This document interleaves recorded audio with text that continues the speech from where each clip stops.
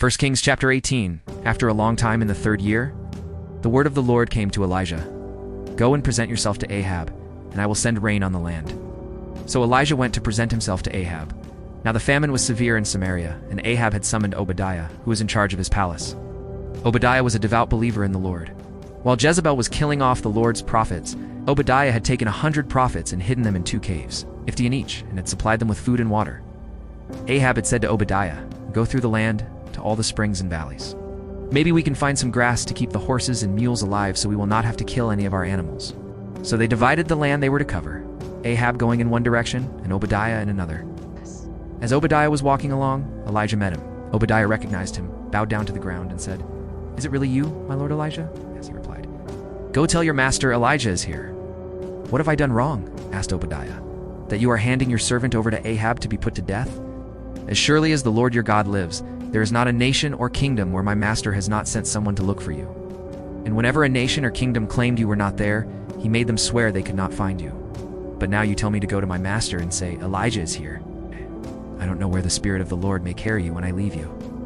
If I go and tell Ahab and he doesn't find you, he will kill me. Yet I, your servant, have worshipped the Lord since my youth. Haven't you heard, my lord, what I did while Jezebel was killing the prophets of the Lord? I hid 100 of the Lord's prophets in 2 caves, 50 in each, and supplied them with food and water. And now you tell me to go to my master and say, 'Elijah is here.' He will kill me," Elijah said, "as the Lord Almighty lives, whom I serve. I will surely present myself to Ahab today." So Obadiah went to meet Ahab and told him, and Ahab went to meet Elijah. When he saw Elijah, he said to him, "Is that you, you troubler of Israel?" "I have not made trouble for Israel," Elijah replied, "but you and your father's family have. You have abandoned the Lord's commands and have followed the Baals. Now summon the people from all over Israel to meet me on Mount Carmel, and bring the 450 prophets of Baal and the 400 prophets of Asherah, eat at Jezebel's table." So Ahab sent word throughout all Israel and assembled the prophets on Mount Carmel. Elijah went before the people and said, "How long will you waver between 2 opinions? If the Lord is God, follow him. But if Baal is God, follow him." But the people said nothing. Then Elijah said to them, "I am the only one of the Lord's prophets left, but Baal has 450 prophets. Get 2 bulls for us. Let them choose one for themselves, and let them cut it into pieces, and put it on the wood but not set fire to it. I will prepare the other bull and put it on the wood but not set fire to it. Then you call on the name of your God, and I will call on the name of the Lord. The God who answers by fire, he is God." Then all the people said, "Yes, what you say is good." Elijah said to the prophets of Baal, "Choose one of the bulls and prepare it first, since there are so many of you. Call on the name of your God, but do not light the fire." So they took the bull given them and prepared it. Then they called on the name of Baal from morning till noon.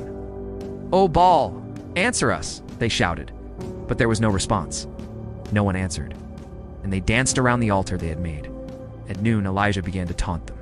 "Shout louder," he said. "Surely he is a god. Perhaps he is deep in thought or busy or traveling. Maybe he is sleeping and must be awakened."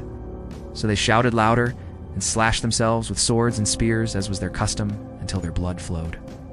Midday passed, and they continued their frantic prophesying until the time for the evening sacrifice. But there was no response. No one answered. No one paid attention. Then Elijah said to all the people, "Come here to me." They came to him, and he repaired the altar of the Lord, which was in ruins. Elijah took 12 stones, one for each of the tribes descended from Jacob, to whom the word of the Lord had come, saying, "Your name shall be Israel." With the stones he built an altar in the name of the Lord, and he dug a trench around it, large enough to hold 2 seahs of seed. He arranged the wood, cut the bull into pieces, and laid it on the wood. Then he said to them, "Fill 4 large jars with water, and pour it on the offering and on the wood." "Do it again," he said, and they did it again. "Do it a 3rd time," he ordered, and they did it the 3rd time. The water ran down around the altar and even filled the trench. At the time of sacrifice, the prophet Elijah stepped forward and prayed, "O Lord God of Abraham, Isaac, and Israel, let it be known today that you are God in Israel, and that I am your servant, and have done all these things at your command.